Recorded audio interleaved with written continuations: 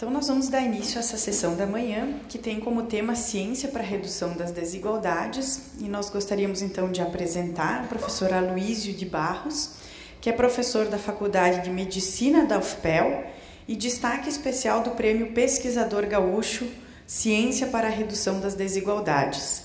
É também um ativista do tema da saúde global pelos 5 continentes. Nós gostaríamos muito de agradecer a sua presença e a sua disponibilidade.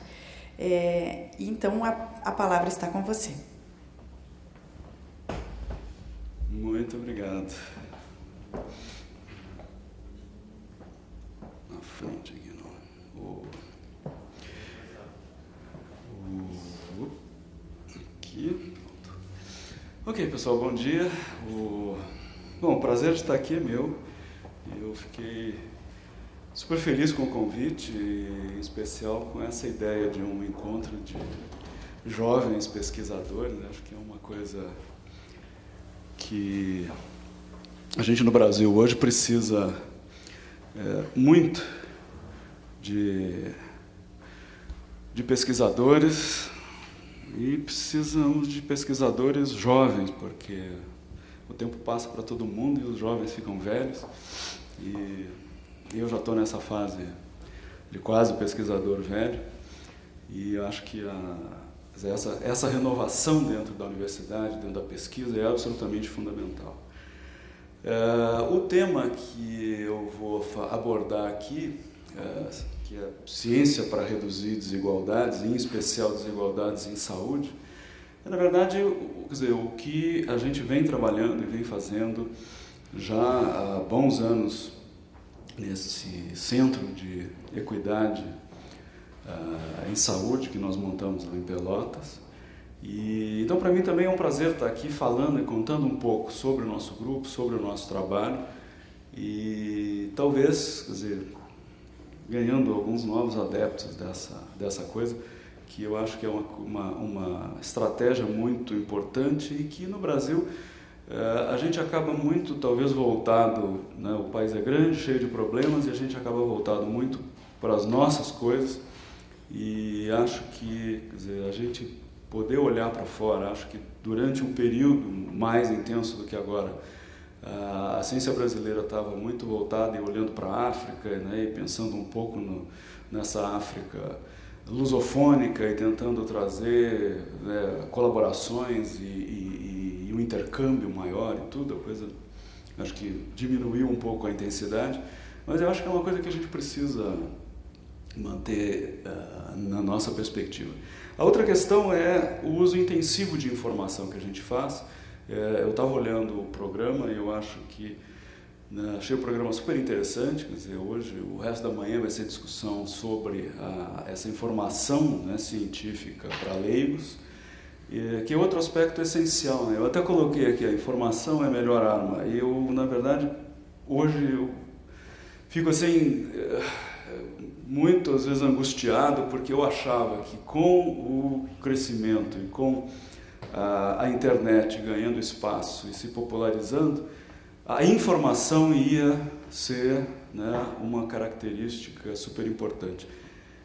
E o que a gente está vendo hoje é que tem mais desinformação do que informação, e esse é um problema muito sério. As pessoas não conseguem separar o que é coisa séria do que é mentira, né? A coisa do tal do fake news aí, né, entrou de uma maneira absurdamente pesada.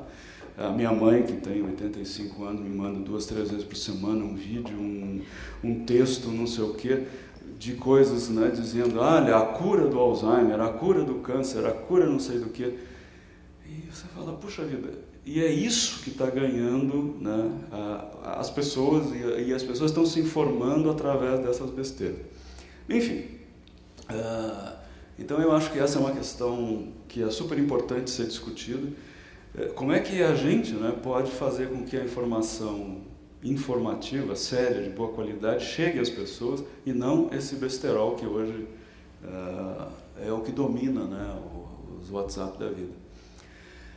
Eu vou falar muito de desigualdades e de equidade ou de iniquidades E só para colocar num contexto, né, quer dizer, a desigualdade é uma característica desse nosso mundo, né, quer dizer, não é uma coisa, quer dizer, estranha, nem diferente, nem nova. A desigualdade está aí, a gente tem que lidar com ela, e eu acho que tem uma coisa muito importante, muito interessante quando a gente começa a falar de desigualdades, que é reconhecer, que a desigualdade existe, que as coisas não são iguais, que as pessoas não são iguais, mas que tem coisas que a gente espera que sejam distribuídas de forma equitativa, né, por uma série de razões. Então, essa coisa desse mundo desigual, né, é assim. A estimativa é isso, né? 1% mais rico da população tem metade do dinheiro, da riqueza do planeta. Uns fazem coisas até boas e interessantes com esse dinheiro que tem, e eu acho até... tem um documentário, uma série, três programas, né? 3 episódios que apareceram na Netflix faz pouco tempo, contando um pouco a história do Bill Gates, e que é uma figura, né, que é interessante nesse sentido de que é alguém que está fazendo coisas, procurando, né, contribuir para o mundo e para a saúde, enfim. Eu lembro um tempo atrás, há uns 2 anos atrás, que a gente, né, eu estava procurando, me fugiu agora, a fundação do sujeito lá da Apple, né, o Steve Jobs, né? E eu procurando lá a Fundação Steve Jobs, e foi a coisa mais engraçada, porque eu caí lá no Google em 2, 3 sites falsos, né, de falsas fundações do Steve Jobs, porque ele não tinha fundação nenhuma. O negócio dele era só produzir iPhone e vender coisa para as pessoas. Bom, a questão da equidade. Eu acho que a gente tem que reconhecer que as pessoas não são iguais, as pessoas têm necessidades diferentes, têm abordagens diferentes, querem coisas diferentes, mas a questão da equidade é fundamental no sentido de você dar oportunidades iguais para as pessoas, de você, né, oferecer para as pessoas o que elas precisam, e em especial quando a gente está falando de saúde, essas necessidades podem ser muito diferentes. E uma questão que para mim é fundamental é a gente conseguir apagar essas desvantagens, né, em especial essas desvantagens que são fabricadas socialmente por uma série de mecanismos. Então tem um desenho que eu achei bonitinho aqui, sobre essa questão, né, da igualdade, de 2 crianças num banquinho da mesma altura, mas na verdade a necessidade é diferente, né? Então na hora que você atende a necessidade da pessoa é uma coisa diferente de você dar a mesma coisa para todo mundo. Outra coisa é uma desculpa, na verdade meio não muito desculposa dos meus slides estarem em inglês, mas como eu ia falar para jovens pesquisadores e não para uma plateia leiga, eu achei que estava bem, porque infelizmente, ou felizmente, ou inevitavelmente, o inglês é a língua hoje da ciência e é assim que a gente se comunica. Bom, aí essa questão da equidade em saúde, isso aqui é um texto clássico na área, que meio que se cristalizou como assim, a definição básica quando a gente fala de equidade, né? Em que você tem, quer dizer, em muitas sociedades, mas não todas, quer dizer, a saúde é vista como um direito. Não é uma mercadoria, não é alguma coisa que você compra, mas é um direito das pessoas a ter saúde, assim, né, a melhor saúde possível para aquela pessoa, para aquela situação e tal. Então, quer dizer, essa visão de saúde como um direito humano, né, ela tem uma série de implicações. No Brasil, isso implicou na criação do SUS e em todo um sistema de saúde público que tem como perspectiva, quer dizer, um dos pilares da criação do SUS é exatamente a equidade. Né, mas essa ideia de que nós não somos iguais, cada um tem o seu estado de saúde, tem as suas necessidades.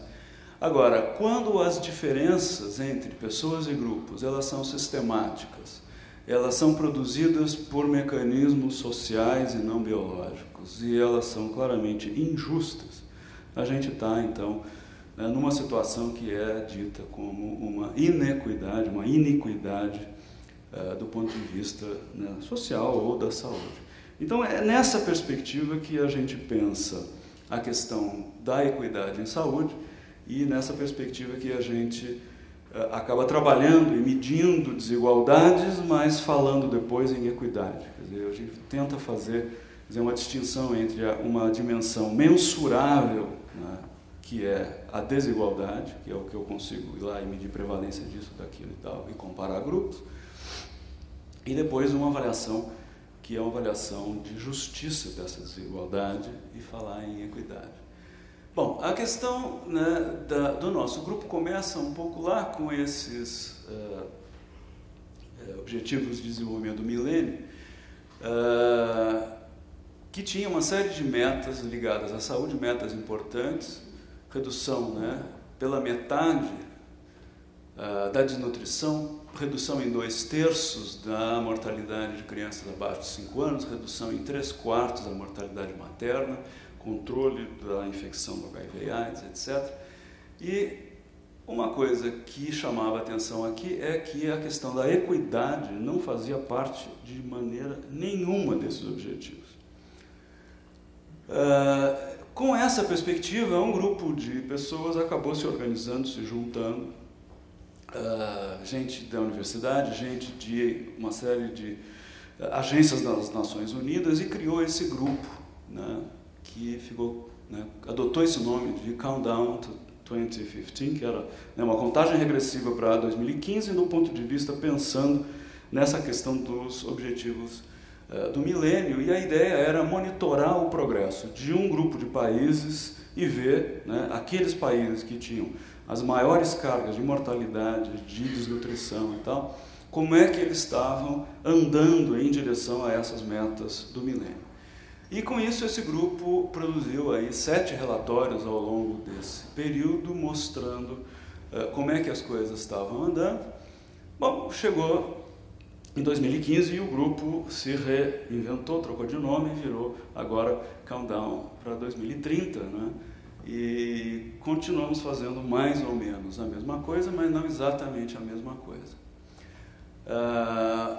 Uma diferença importante, né, dos objetivos do desenvolvimento sustentável é que, primeiro, tem muito mais objetivos agora, né? Quer dizer, agora são 17 objetivos, né, 169 metas, eu acho, específicas, né, juntando todos os objetivos, mas com uma diferença importante no sentido de que agora existe uma preocupação, né, aquela coisa, não deixar ninguém para trás. Então tem uma ideia de equidade por trás desses objetivos, e um dos objetivos é especificamente redução das desigualdades, embora se você vai olhar lá as metas específicas, elas tenham mais a ver com redução da desigualdade econômica do que qualquer outra coisa. Mas a ideia da desigualdade já passa, né, está dentro dessa história. E aí como é que começou, né, dentro desse contexto, o nosso grupo, né, lá em Pelotas? E nós começamos basicamente com uma necessidade bem concreta de que esse pessoal que estava se organizando, né, nesse countdown, e queria produzir relatórios e queria produzir análises e ver como é que as coisas estavam andando em relação aos objetivos do milênio, a disponibilidade de informação sobre desigualdades era muito limitada.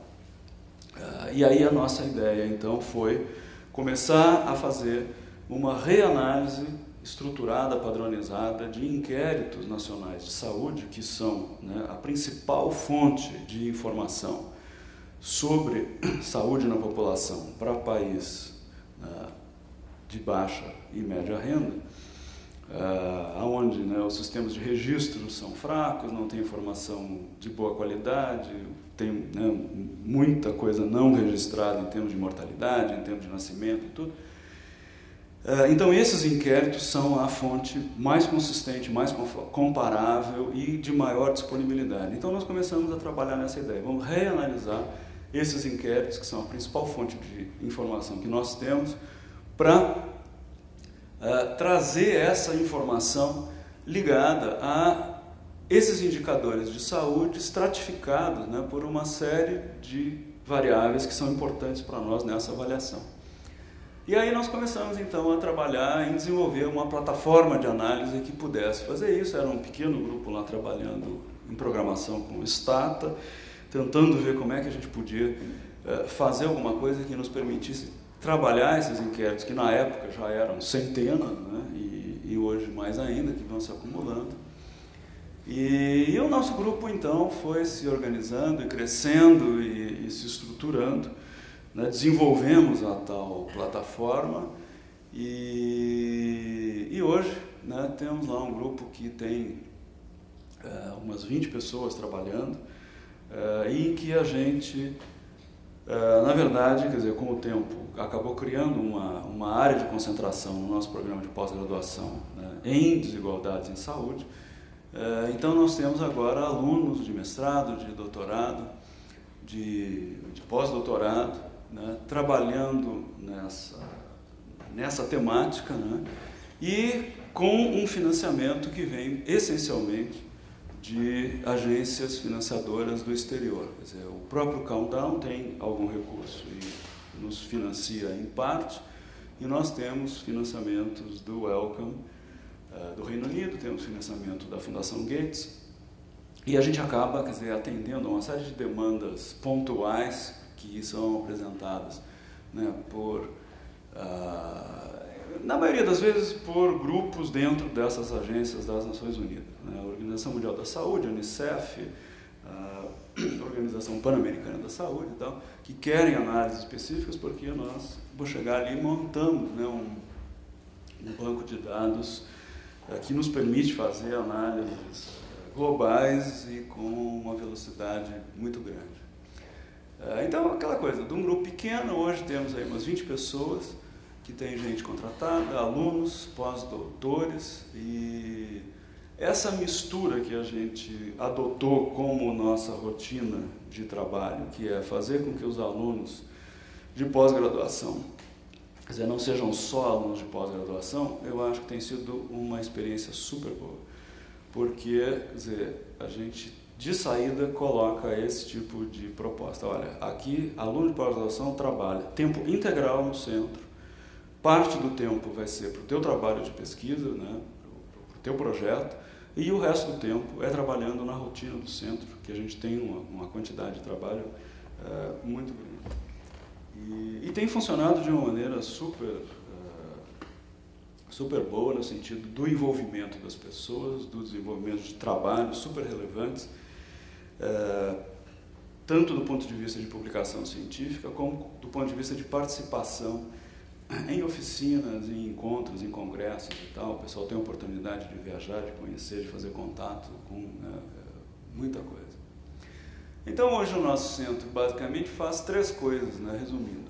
Nós temos um banco de dados enorme que envolve resultados de 115 países diferentes, são quase 400 inquéritos que a gente reanalisou, um trabalho de disseminação de resultados de uma maneira assim, vamos dizer, mais ampla, participando nesses relatórios do próprio Countdown, em relatórios e principalmente do Unicef, da OMS, e uma atuação, uma área, vamos dizer assim, mais específica de ciência no sentido de desenvolvimento metodológico e de publicação científica. Então, assim, o nosso processo de análise, né, é um processo que envolve 3 etapas principais, que é preparar os bancos de dados desses inquéritos quando eles são disponibilizados, né, tradicionalmente esses inquéritos são de domínio público, então o dado é coletado e daqui a pouco é colocado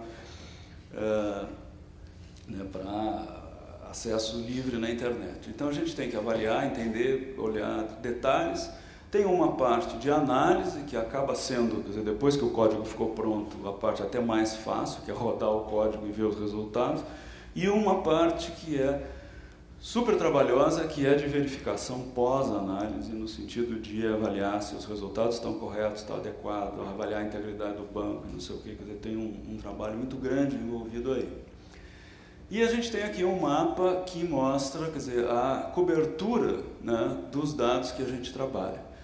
Quanto mais escuro o verde, maior o número de inquéritos que a gente tem. E vocês veem que os inquéritos se concentram, né, na África subsaariana e na Ásia, que é exatamente onde os problemas de saúde são maiores e as coisas são mais complicadas. Então, a questão, né, do que é que a gente mede, a gente trabalha basicamente com indicadores de saúde que são, né, escolhidos e agora principalmente, né, definidos por essas metas de desenvolvimento sustentável, e a gente olha uma série de dimensões de equidade que tem a ver com a riqueza, com a educação, com a etnia, com gênero, com idade, residência urbano-rural, e agora começando a olhar também a intersecção dessas coisas. Por exemplo, riqueza e gênero, ou etnia e área de residência urbano-rural. A gente fez agora, não faz muito tempo, né, um estudo sobre desnutrição na Guatemala, comparando indígenas e não indígenas, e olhando o indígena de zona rural, o indígena de zona urbana e os não indígenas, etc. Quer dizer, entendendo um pouco como é que essas diferenças, né, se estruturam. Então aqui a gente tem, né, os nossos estratificadores, aqui tem os indicadores que a gente trabalha, esses indicadores de cobertura de saúde, que incluem acesso a serviços pré-natal, parto hospitalar, vacina, acesso a serviços de saúde para criança com pneumonia, com diarreia e tal, e alguns outros indicadores do tipo de mortalidade, desnutrição, taxas de fecundidade, né, e para tudo isso a gente tem medidas de desigualdade.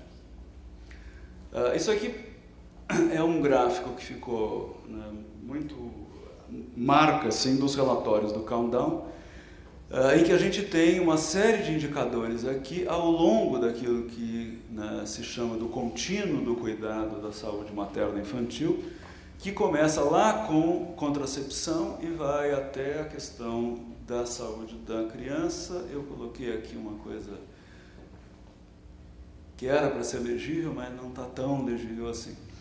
Mas eles acreditam em mim. A gente começa aqui com o planejamento familiar, depois todo o atendimento à gravidez e ao parto, e depois a gente tem a questão da saúde da criança, vacina, atendimento médico e coisas ligadas também à infraestrutura e saneamento, que são coisas que não são exatamente médicas, mas que têm um impacto imenso na questão da saúde.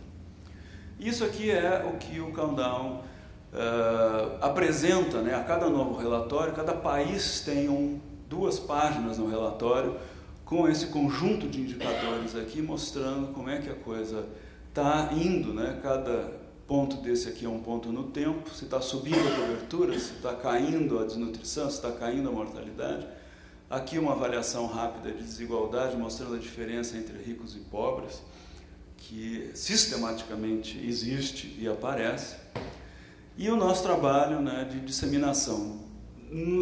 A OMS tem um site que é esse monitor de equidade em saúde, que apresenta uma série de gráficos interativos. É um negócio bem interessante, muito bem feito, e que está disponível lá, e basicamente são os dados que nós produzimos aqui no UFPEL que são utilizados nessa plataforma, nesse site. A gente tem contribuído, né, para inúmeros relatórios e tem trabalhado muito, né, numa lógica de fazer com que a desigualdade seja mais facilmente entendida e percebida. Quer dizer, o início dessa discussão toda de desigualdades e tal era muito na mão dos economistas, que fazem um trabalho super interessante, mas o economista tem uma tradição que eu acho um pouco curiosa, que é de uma interlocução com economistas. Então eles nos preocupam muito em fazer coisas que os outros entendam. Quer dizer, desde que os economistas entendam, está tudo certo. E a gente então tem trabalhado numa coisa, e uma das, acho que, dos avanços e das coisas que nós propusemos e que se popularizou de uma maneira fantástica, é esse tipo de gráfico aqui que a gente chama de Equiplot, em que você, para cada grupo que você está estudando, bota aqui uma bolinha e mostra a cobertura. Isso aqui eu estou falando de uso de contraceptivo moderno, né? Isso aqui é um dado do Brasil, em que a gente tem, quer dizer, de 1986 a 2013, o que aconteceu. Então é um gráfico interessante porque você consegue ver, tanto do ponto de vista do nível de cobertura, que aumentou, Mas você vê também claramente que a diferença entre os grupos praticamente desapareceu. Então, lá em 1986, você vê que o grupo mais pobre, os 20% mais pobres das mulheres no Brasil, 30% delas usavam contraceptivo, enquanto que as mais ricas já estavam batendo na casa dos 80%. E o que aconteceu ao longo do tempo? As mais ricas aumentaram um pouco, estão aqui 85%, 88%, não mudou muito, mas as mulheres dos grupos mais pobres, veja, praticamente empataram. Né? Então, mostrando, quer dizer, um avanço grande no acesso ao planejamento familiar e uma redução brutal nessa desigualdade, né, entre mulheres ricas e mulheres pobres. E, para mim, isso tem muito a ver, né, essencialmente, com a implantação do SUS, que, apesar de todos os seus problemas e todas as críticas que tem, né, promoveu uma mudança imensa na sociedade brasileira do ponto de vista da saúde. A gente prepara também gráficos específicos de equidade para cada país. Então a gente monta aqui, são 4 páginas na verdade, essa é a mais bonitinha porque é onde tem os gráficos. A gente faz, né, as nossas publicações científicas, né, temos conseguido publicar em revistas de alta visibilidade. Estava conversando um pouco antes daqui de eu começar a questão do empoderamento feminino. Nós desenvolvemos um índice de empoderamento feminino usando dados de inquérito, que eu achei que ia dar uma confusão danada, que as feministas iam querer nos matar, e para minha surpresa foi um negócio que teve uma recepção super positiva. E nós tivemos uma oficina em Washington promovida pela Organização Pan-Americana da Saúde, com 18, 20 especialistas na área, discutindo isso e tudo.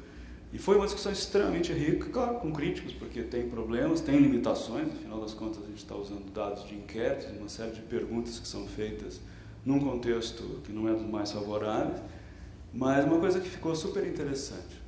E a gente tem trabalhado em parceria com o Ministério da Saúde, fizemos esse trabalho de avaliação de cobertura e desigualdades no Brasil, que agora foi publicado nesse International Journal of Equity and Health.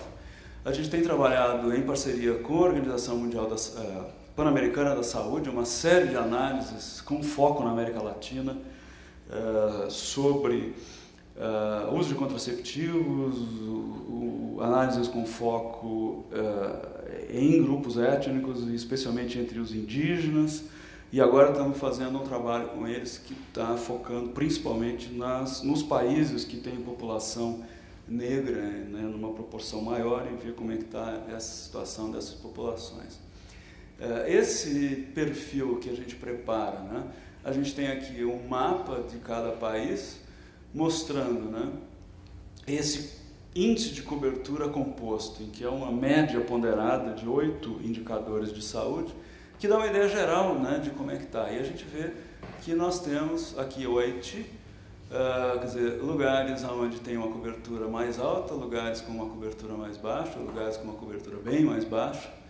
E, né, então isso dá uma ideia geográfica da distribuição dessa cobertura.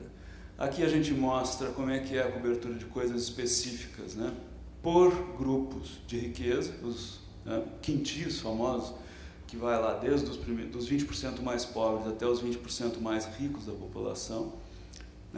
Engraçado, tipicamente, atendimento do parto por profissional especializado é consistentemente a intervenção mais desigual que a gente vê em tudo quanto é país. Vacina, em geral, tende a ter menos desigualdade, e a questão, cadê aqui?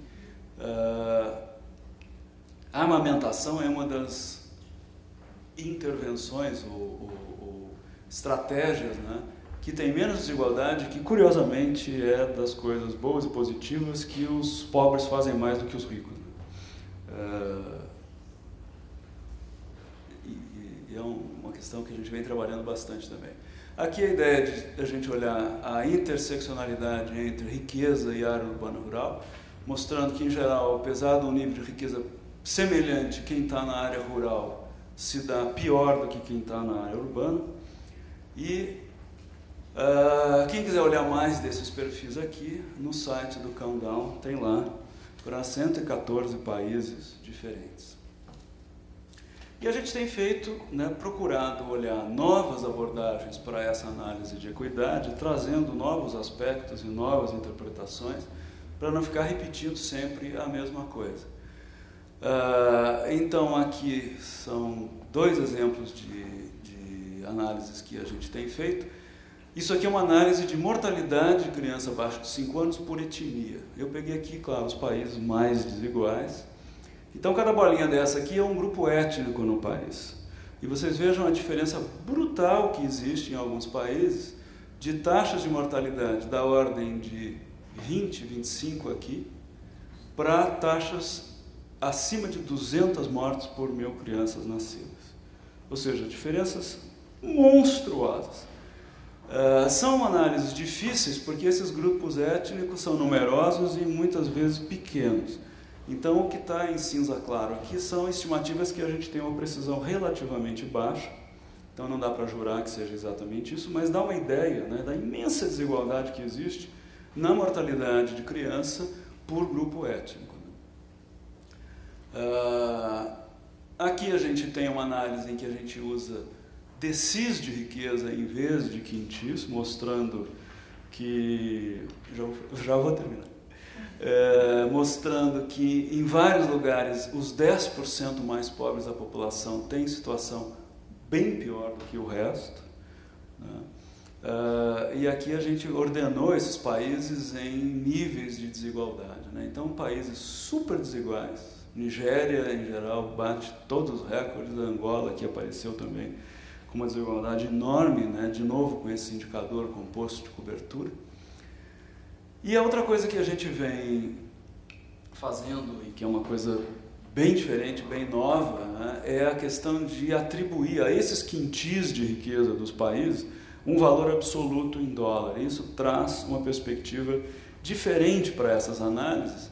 E esse gráfico aqui parece meio confuso, mas ele está basicamente dizendo o seguinte: olha, a linha preta é o que a gente tem, em média, de cobertura para um determinado nível de riqueza que está aqui nesse eixo do X. Então, aqui é a renda anual do domicílio em $1.000, então começa aqui com $500 por ano, $1.000, $5.000, $10.000, até $100.000 por ano. Isso aqui é a cobertura esperada para esse nível de riqueza.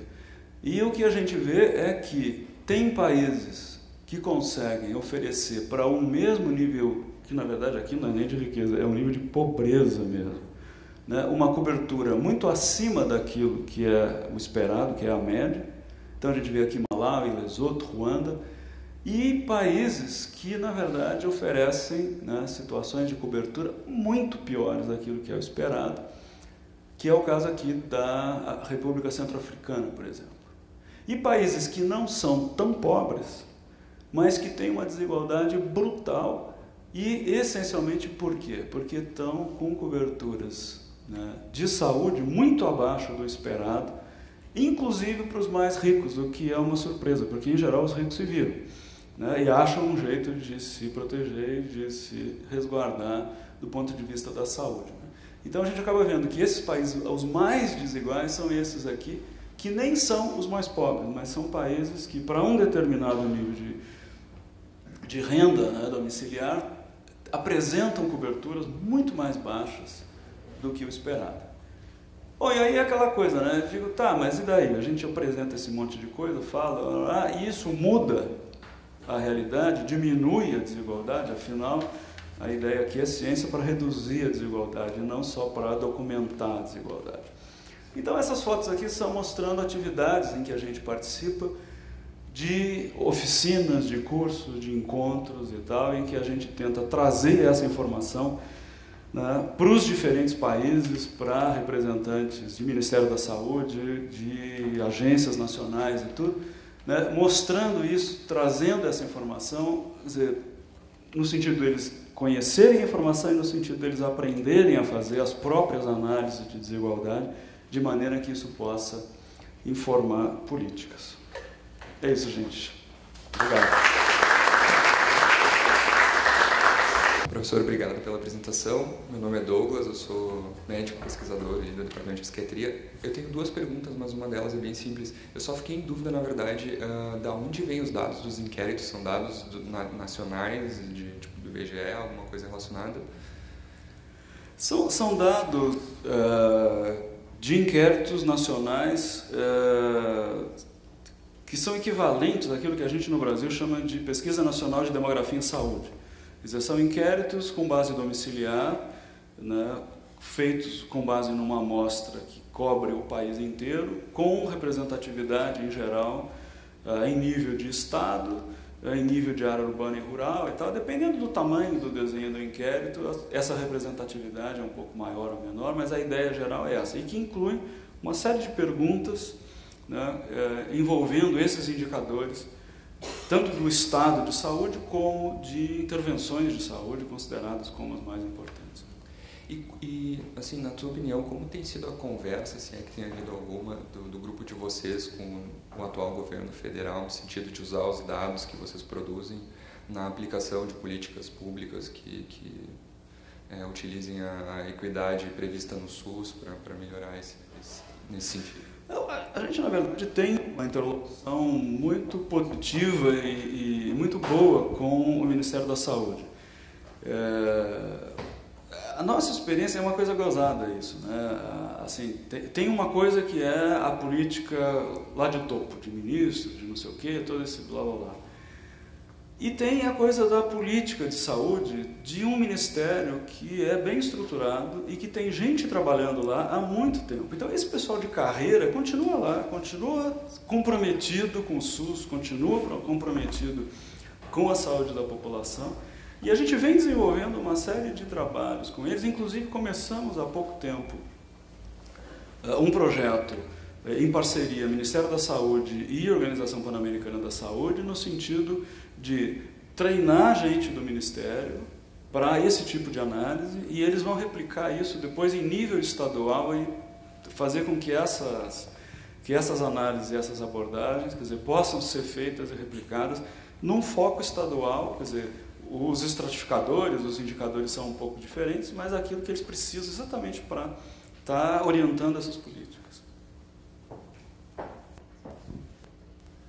Professor Luiz, obrigado pela apresentação, fantástico, né? Acho que a questão, uma temática extremamente relevante, a gente fica extremamente orgulhoso de ver pesquisadores do Estado num projeto dessa magnitude, com essa relevância.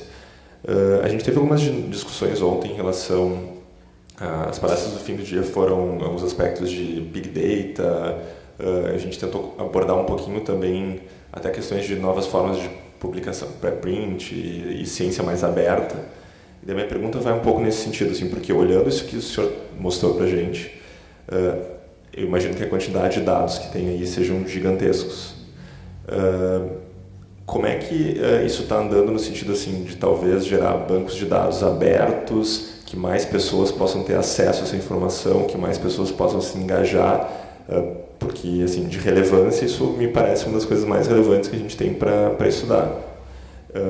E também na questão de comunicação, que é o que a gente vai abordar a seguir nas próximas palestras, me parece que os gráficos são extremamente bonitos, que os sites em relação à OMS são fantásticos, os materiais que eu já li de OMS são ótimos, mas o quanto isso de fato tem chegado às pessoas e tem promovido saúde, né? No sentido de empoderamento mesmo, isso chega nas pessoas. Gostaria de ouvir então assim, ciência aberta nesse tópico, e efetividade da comunicação que tem sido realizada.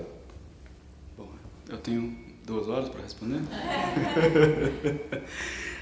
Não, eu acho assim, excelente que você tenha tocado nesse assunto, porque eu acho que existe o negócio do Big Data eu não vou nem, acho que, comentar, porque é complicado e acho que envolve outras coisas. A questão da ciência aberta virou um dogma.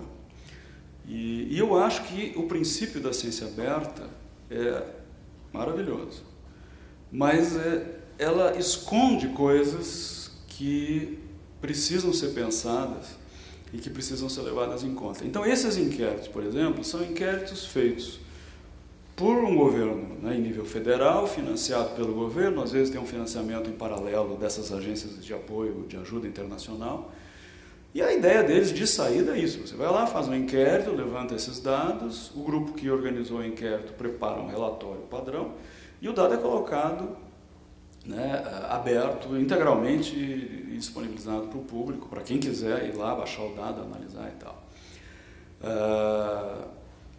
Quer dizer, esse é um aspecto, né, do dado aberto. O outro aspecto da ciência aberta é a publicação que sai desse dado ser publicada em revistas de acesso livre, em que qualquer pessoa que vai entrar lá na internet e tal, acha aquele artigo, clica e não aparece aquela tela, né? $35 para baixar esse artigo. Esse é outro aspecto que eu acho fundamental, mas tem a questão básica, que é quem paga a conta.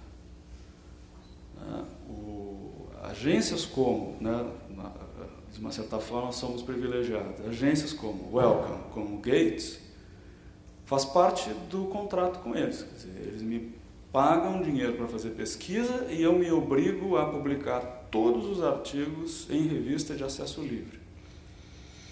Eles pagam a conta. Fora do dinheiro do meu projeto, eu vou lá, publico um artigo, boto um artigo no Lancet. Custa $5.000 para publicar um artigo no Lancet. Eles pagam direto, eu nem vejo esse dinheiro. Eles vão lá e se acertam com o Lancet e pagam o artigo. Isso não acontece no Brasil. Então, quando começa uma certa conversa aqui, né, tá, mas quem é que vai pagar a conta? Teve uma época que a gente colocava nos projetos do CNPq dinheiro para publicação e eles aceitavam. Aí tem épocas que eles cortam, dizem, não, isso daí não entra aqui no projeto, não sei o quê. Na verdade, hoje eu não sei bem o que é que eles estão fazendo, porque como esse Universal agora é de 3 em 3 anos, e eles não pagam também, eu tenho um crédito lá de R$120 mil, estou esperando ver que dia que vai chegar. Mas enfim, então eu acho que esse é um problema. Acho que do lado das revistas isso virou um grande negócio, um negócio bilionário. Eu acho que os $5.000 que eles estão cobrando para publicar um artigo aberto é ridiculamente caro, e já disse isso para a gente da Gates, para a gente do IDRC e tal, digo, olha, quando vocês fazem esse tipo de coisa, que vocês vão lá e pagam, vocês estão estimulando uma coisa que tinha que ser negociada, e tinha que falar, olha, vamos ver o preço disso, né? Não é razoável. O último aspecto da ciência aberta que eu quero comentar, para não usar muito tempo, é o outro lado do dado que é coletado, não nessa lógica do inquérito nacional, mas vou usar o exemplo das nossas coortes lá de Pelotas. Quer dizer, nós temos coortes de nascimento em Pelotas, são 4 agora. Né? Começou lá em 1982, com um estudo perinatal que foi, né, repetido, um acompanhamento ao longo do tempo. Então, quem nasceu lá em 82 foi visto depois com 3 meses, foi visto com 1 ano, foi visto com 2 anos e tal. Então, veja, o investimento que é feito em conseguir recurso para levantar o dado, em organizar o dado, guardar o dado, né, manter registro dessa coisa toda, é muito grande. E as agências ficam pressionando a gente para colocar esse dado aberto. E a gente diz, não é assim. Quer dizer, a gente não tem nenhum problema em fazer colaboração. Qualquer um que queira fazer, usar o dado das coortes, fala conosco, a gente vai lá, a gente combina, a gente entra em acordo num projeto, numa análise, cede o dado, mas a gente quer saber o que a pessoa vai fazer, até para não fazer besteira, porque tem uma série de informações de contexto, de lugar, de não sei o quê, que um cara lá da Conchinchina vai pegar o dado e não vai ter ideia do que está fazendo. E tem uma coisa de participação, de colaboração, porque a gente também quer aprender com os outros. Então eu acho que a gente tem conseguido vender um pouco essa ideia. E, por exemplo, o Wellcome Trust, que é uma agência que financiou os nossos cursos durante um longo tempo, e agora está financiando um pedaço, acabou aceitando, que achou que a nossa argumentação era razoável, que a gente tem um plano de colaboração que está lá, bem estabelecido e tal. Quer dizer, qualquer pessoa que quer usar esse dado, entra em contato conosco, apresenta um projeto de análise, um projeto de artigo, e a gente vai, né, avaliar, vai entrar num acerto, vai ver se tem alguém do grupo que quer trabalhar junto nisso e tal, e a coisa vai, entende? Agora, não é pegar o dado inteiro e botar lá num site da internet que você clica um botão e baixa, e a gente não está nem sabendo quem é que está usando o dado para fazer o quê. Então esse é um aspecto que eu acho assim, que tem que ser pensado, tem que ser né, muito bem, até porque, quer dizer, tem desigualdades enormes de capacidade de análise, e tem uma outra coisa que o pessoal nem sempre leva em conta, que é o viés de autor. Quer dizer, você chega e submete um artigo para uma revista, tipo British Medical Journal, ou para o JAMA, ou não sei o quê, e você é o Zezinho de Pelotas, o cara olha aquilo. Agora, se você é um pesquisador de Harvard, o cara já olha aquilo com outros olhos. Então tem um negócio de uma desvantagem que não é assumida claramente, mas que existe, e eu estou falando aqui sem nenhum problema, porque é uma coisa que a gente percebe nas publicações e nas coisas, que se você simplesmente pegar esse dado nosso e abrir, né, o que vai acontecer? O pessoal das grandes universidades, que não investiu tempo, não investiu dinheiro, não investiu nada para conseguir aquele dado, vai escrever artigos e vai publicar melhor do que a gente, porque eles acabam tendo um acesso privilegiado às grandes revistas. Então eu acho que, sabe, não é equidade isso, né? A gente volta aqui na ideia de equidade, isso não é equidade. Equidade é a gente trabalhar junto, é a gente aprender, é a gente poder estar colaborando. Quer dizer, o dado não está trancado, mas também não é um negócio só de simplesmente clicar e baixar um dado. Obrigada, então, professor Aloysio. Gostaríamos de convidá-lo a permanecer conosco, se você tiver disponibilidade, né?